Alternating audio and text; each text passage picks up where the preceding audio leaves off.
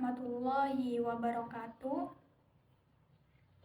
Saya Farah Miftahul Aulia dari Program Studi Pendidikan Bahasa Indonesia Universitas Muhammadiyah Lampung, semester 4.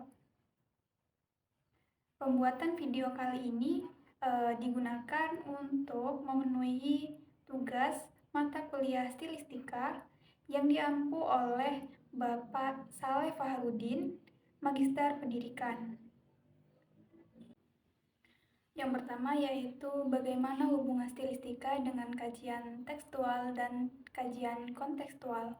Stilistika tekstual ini merupakan kajian yang hanya berfokus pada satu teks dan tidak mengaitkannya dengan teks yang lain.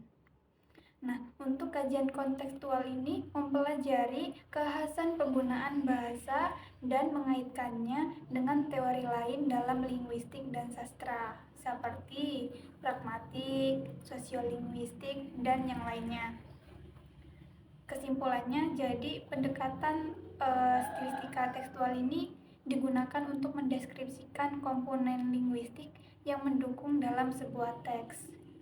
Sedangkan dalam stilistika kontekstual ini digunakan untuk menjelaskan ketepatan bentuk gaya bahasanya dengan muatan makna dan pesan yang lebih penuh, bisa dengan memanfaatkan konteks kehidupan sosial budayanya.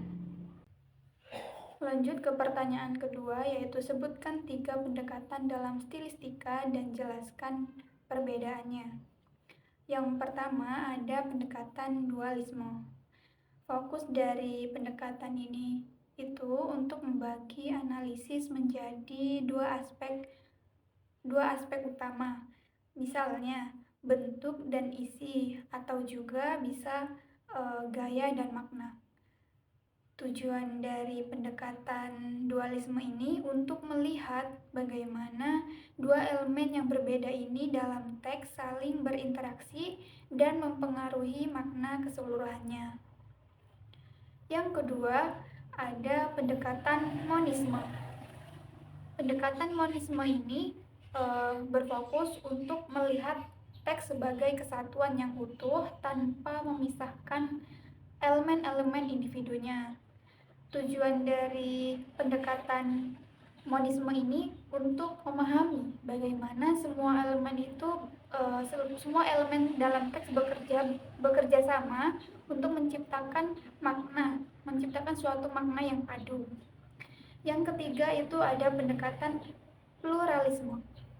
Pendekatan ini tuh berfokus untuk melibatkan berbagai perspektif dan metode untuk menganalisis suatu teks. Tujuan dari pluralisme ini untuk mendapatkan pemahaman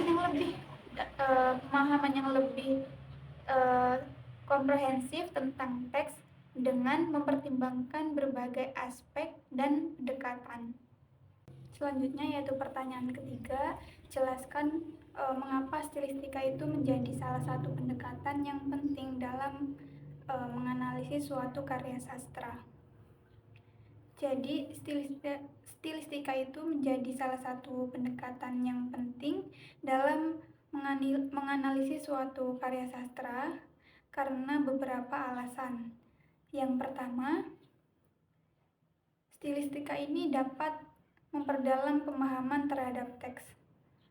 Stilistika juga membantu untuk mengungkapkan lapisan makna yang lebih dalam melalui analisis gaya bahasa yang ada dalam teks. Yang kedua itu stilistika ini dapat menyoroti keunikan gaya penulis.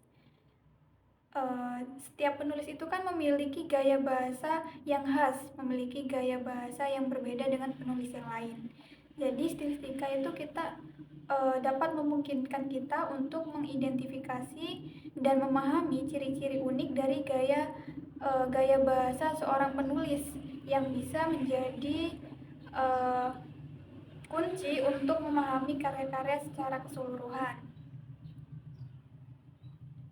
Jadi secara keseluruhan ini stilistika dapat menyediakan alat yang kaya dan beragam untuk menggali makna dan keindahan dalam karya sastra, sehingga kita itu dapat lebih menghargai dan menghargai dari kejeniusan penulis dalam menggunakan gaya bahasa. Selanjutnya, pertanyaan yang keempat. Dalam kajian stilistika, hal-hal apa saja yang dapat dikaji dari unsur bunyi? Yang pertama, yang dapat dikaji dari unsur bunyi yaitu suatu persajakan. Persajakan itu merupakan permainan bunyi kata yang berangkat dari prinsip repetisi dengan tujuan untuk memperindah suara yang dihasilkan. Persajakan juga ini merupakan pola estetika bahasa yang berdasarkan ulangan suara yang diusahakan dan alami dengan suatu kesadaran. Disebut dengan pola estetika itu karena kehadirannya dalam puisi ini bertujuannya untuk suatu keindahan. Sementara dalam persajakan, pengulangan ini memang sengaja dihadirkan, bukan karena kebetulan mirip.